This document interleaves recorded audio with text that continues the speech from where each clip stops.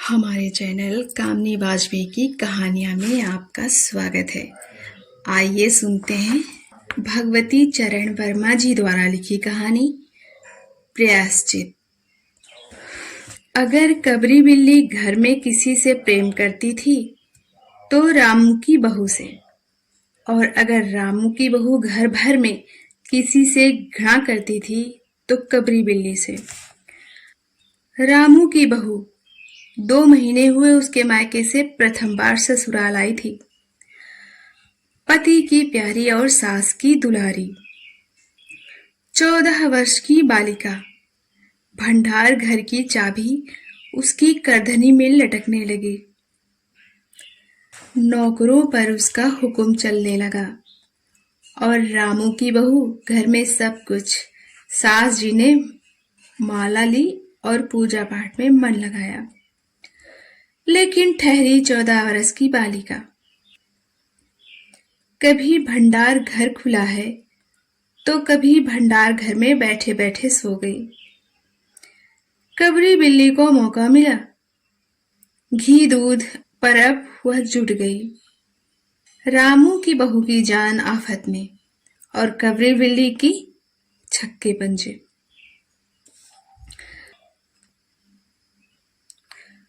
रामू की बहू हांडी में घी रखते रखते ऊँघ गई और बचा हुआ घी कबरी के पेट में। रामू की बहू दूध ढककर मिसरानी को जींस देने गई और दूध नदारत। अगर यह बात यहीं तक रह जाती तो भी बुरा न था। कबरी रामू की बहू से कुछ ऐसा परच गई थी कि रामू की बहू के लिए खाना पीना दुश्वार। रामू की बहू के कमरे में रबड़ी से भरी कटोरी पहुंची और रामू जब आए तब कटोरी साफ चटी हुई। बाजार से मलाई आई और जब तक रामू की बहू ने खाना लगाया मलाई गायब। रामू की बहू ने तय कर लिया कि या तो घर में वही रहेगी या फिर कबरी बिल्ली ही। मोर्चा बंदी हो गई और दोनों सतर्क। बिल्ली फंसाने का कटघरा आया। उसमें दूध, मलाई, चूहे और भी बिल्ली को स्वादिष्ट लगने वाली विविध प्रकार के व्यंजन रखे गए, लेकिन बिल्ली ने उधर निगाह तक न डाली। इधर कबरी ने सरगर्मी दिखलाई। अभी तक तो वह रामू की बहू से डरती थी, पर अब वह साथ लग गई, लेकिन इतने फासले पर कि रामू की बहू उस पर हाथ न लगा सके। कबरी के हौसले बढ़ जाने से रामू की बहू को घर में रहना मुश्किल हो गया। उसे मिलती थी सास की मीठी झिड़कियां और पति देव को मिलता था रूखा सूखा भोजन। एक दिन रामू की बहू ने रामू के लिए खीर बनाई। पिस्ता, बादाम, मखाने और तरह तरह के मेवे दूध में औटाए गए। सोने का वर्क चिपकाया गया और खीर से भरकर कटोरा कमरे के एक ऐसे ऊंचे ताक पर रखा गया जहां बिल्ली ना पहुंच सके। रामू की बहू इसके बाद पान लगाने में लग गई। उधर बिल्ली कमरे में आई। सूंघा, माल अच्छा है। ताक की ऊंचाई अंदाजी और रामू की बहू पान लगा रही है। पान लगाकर रामू की बहू सास जी को पान देने चली गई और कबरी ने छलांग मारी। पंजा कटोरे में लगा और कटोरा झनझनाहट की आवाज के साथ फर्श पर। आवाज रामू की बहू के कान में पहुंची। सास के सामने पान फेंककर वह दौड़ी। क्या देखती है कि फूल का कटोरा टुकड़े टुकड़े, खीर फर्श पर, बिल्ली डटकर खीर उड़ा रही है। रामू की बहू को देखते ही कबरी चंपत। रामू की बहू पर खून सवार हो गया। न रहे बांस, न बजे बांसुरी। रामू की बहू ने कबरी की हत्या पर कमर कस ली। रात भर उसे नींद न आई। किस दांव से कबरी पर वार किया जाए कि फिर जिंदा न बचे। यहीं पड़े पड़े सोचती रही। सुबह हुई और वह देखती है कि कबरी देहरी पर बैठी बड़े प्रेम से उसे देख रही है। रामू की बहू ने कुछ सोचा। इसके बाद वह मुस्कुराती हुई उठी। कबरी रामू की बहू के उठते ही खिसक गई। रामू की बहू एक कटोरा दूध कमरे के दरवाजे की देहरी पर रखकर चली गई। हाथ में पाटा लेकर वह लौटी तो देखती है कि कबरी दूध पर जुटी हुई है। मौका हाथ में आ गया। सारा बल लगाकर पाटा उसने बिल्ली पर पटक दिया। कबरी न हिली न डुली, न चीखी न चिल्लाई, बस एकदम उलट गई। आवाज जो हुई तो मेहरी झाड़ू छोड़कर, मिसरानी रसोई छोड़कर और सास पूजा छोड़कर घटनास्थल पर उपस्थित हो गई। रामू की बहू सिर झुकाए हुए अपराधिनी की भांति बातें सुन रही है। मेहरी बोली, अरे राम, बिल्ली तो मर गई। माँ जी, बिल्ली की हत्या बहू से हो गई। यह तो बुरा हुआ। मिसरानी बोली, माँ जी, बिल्ली की हत्या और आदमी की हत्या बराबर है। हम तो रसोई न बनावेंगी जब तक बहू के सिर हत्या रहेगी। सास जी बोली, हाँ ठीक तो कहती हो। अब जब तक बहू के सिर से हत्या न उतर जाए तब तक न कोई पानी पी सकता है न खाना खा सकता है। बहू, यह क्या कर डाला? मेहरी ने कहा, फिर क्या हो? कहो तो पंडित जी को बुलाए लाएं। सास जी की जान में जान आई। अरे हाँ, जल्दी दौड़ के पंडित जी को बुला ला। बिल्ली की हत्या की खबर बिजली की तरह पड़ोस में फैल गई। पड़ोस की औरतों का रामू के घर में तांता बन गया।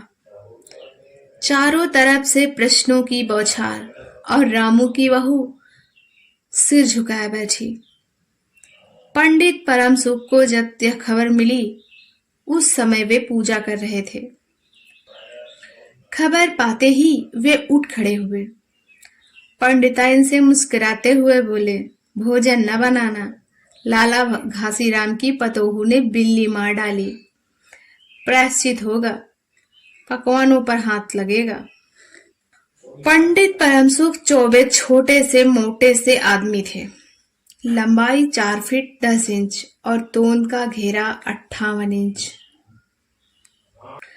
चेहरा गोल मटोल, मूछ बड़ी बड़ी, रंग गोरा, चोटी कमर तक पहुंचती हुई। कहा जाता है कि मथुरा में जब पंसेरी खुराक वाले पंडित जी को ढूंढा जाता था तो पंडित परम सुख जी को उस लिस्ट में प्रथम स्थान दिया जाता था। पंडित परम सुख पहुंचे और कोरम पूरा हुआ। पंचायत बैठी। सास जी, मिसरानी, किस्नू की माँ, छन्नू की दादी और पंडित परम सुख। बाकी स्त्रियां बहू से सहानुभूति प्रकट कर रही थीं। किस्नू की माँ ने कहा, पंडित जी, बिल्ली की हत्या करने से कौन नरक मिलता है? पंडित परम सुख ने पन्ना देखते हुए कहा, बिल्ली की हत्या अकेले से तो नरक का नाम नहीं बतलाया। बिल्ली की हत्या अकेले से तो नरक का नाम नहीं बतलाया जा सकता।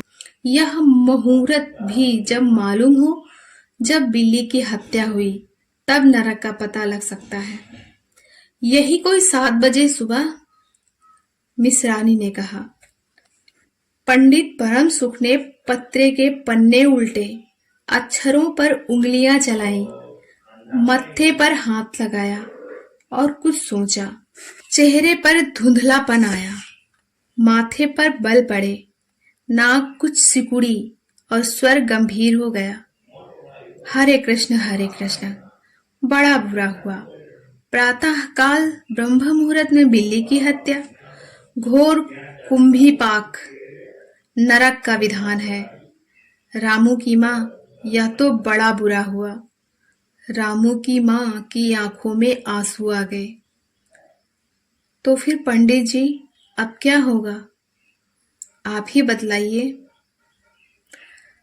आप ही बतलाएं। पंडित परमसुख मुस्कुराए। रामू की माँ, चिंता की कौन सी बात है? हम पुरोहित फिर कौन दिन के लिए हैं? शास्त्रों में प्रायश्चित का विधान है, सो प्रायश्चित से सब कुछ ठीक हो जाएगा। रामू की माँ ने कहा, पंडित जी, उसी लिए तो आपको बुलाया था। अब आगे बतलाओ कि क्या किया जाए। किया क्या जाए? यही एक सोने की बिल्ली बनवाकर बहू से दान करवा दी जाए। जब तक बिल्ली ना दे दी जाएगी तब तक तो घर अपवित्र रहेगा। बिल्ली दान देने के बाद 21 दिन का पाठ हो जाए।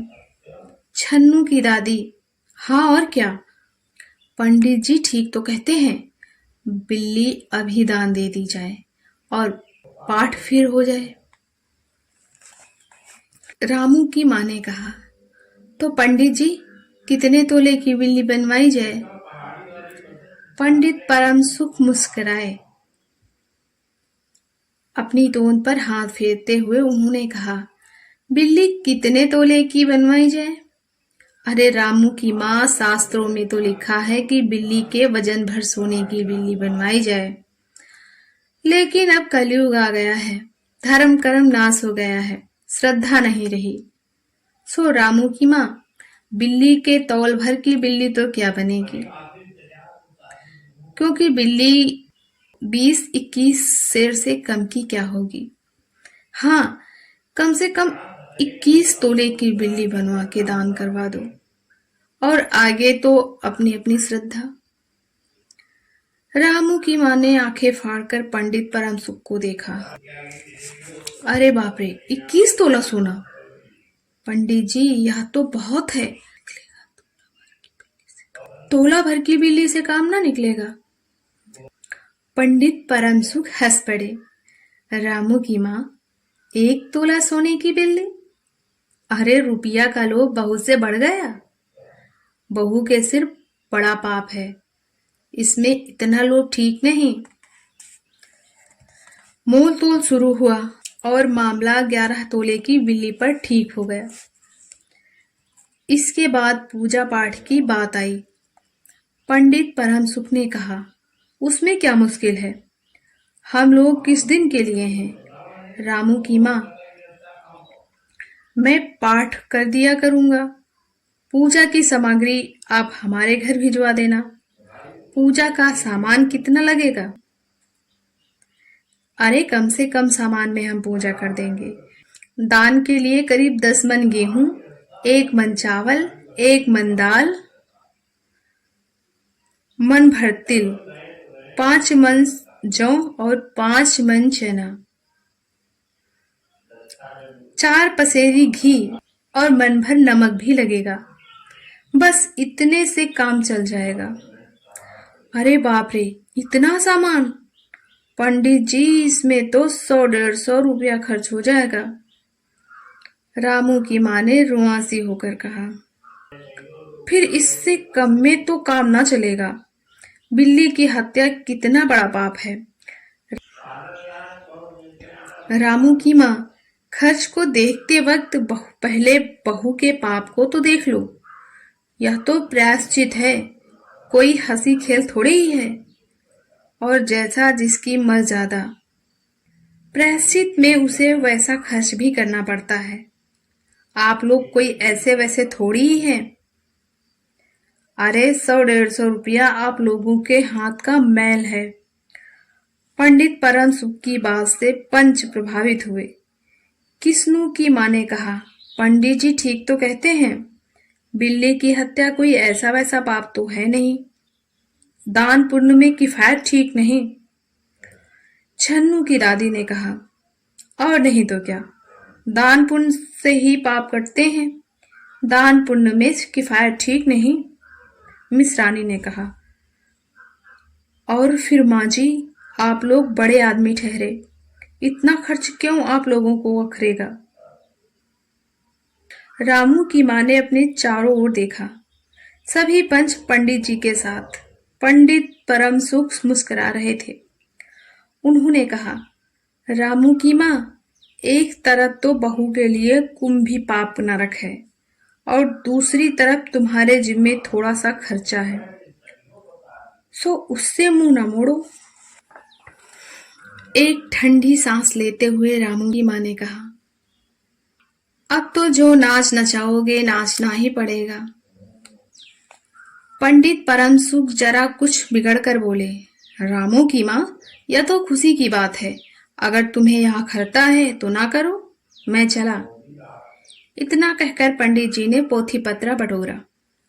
अरे पंडित जी, रामू की माँ को कुछ नहीं अखरता, बेचारी को कितना दुख है, बिगड़ो ना। मिश्रानी, छन्नू की दादी और किश्नू की माँ ने एक स्वर में कहा। रामू की माँ ने पंडित जी के पैर पकड़े और पंडित जी ने अब जमकर आसन जमाया। और क्या हो, 21 दिन के पाठ के 21 रुपए और 21 दिन तक दोनों बखत 5-5 ब्राह्मणों को भोजन करवाना पड़ेगा। कुछ रोककर पंडित जी परम सुख ने कहा, सो इनकी चिंता ना करो, मैं अकेले दोनों समय भोजन कर लूंगा और मेरे अकेले भोजन करने से 5 ब्राह्मणों के भोजन का फल मिल जाएगा। यह तो पंडित जी ठीक कहते हैं। पंडित जी की टोन तो देखो। मिश्रानी ने मुस्कुराते हुए पंडित जी पर व्यंग कसा। अच्छा, तो फिर प्रायश्चित का प्रबंध कराओ। रामू की माँ, 11 तोला सोना निकालो, मैं उसकी बिल्ली बनवा लाऊं। 2 घंटे में मैं बनवा कर लौटूंगा। तब तक सब पूजा का प्रबंध कर रखो। और देखो, पूजा के लिए पंडित जी की बात खत्म भी ना हुई थी कि मेहरी हाँफते हुए कमरे में घुस आई और सब लोग चौंक पड़े। रामू की माँ ने घबराकर कहा, अरे क्या हुआ री? मेहरी ने लड़खड़ाते हुए स्वर में कहा, माँ जी, बिल्ली तो उठकर भाग गई। आपने हमारी पूरी कहानी मन से सुनी, इसके लिए आपका बहुत बहुत धन्यवाद।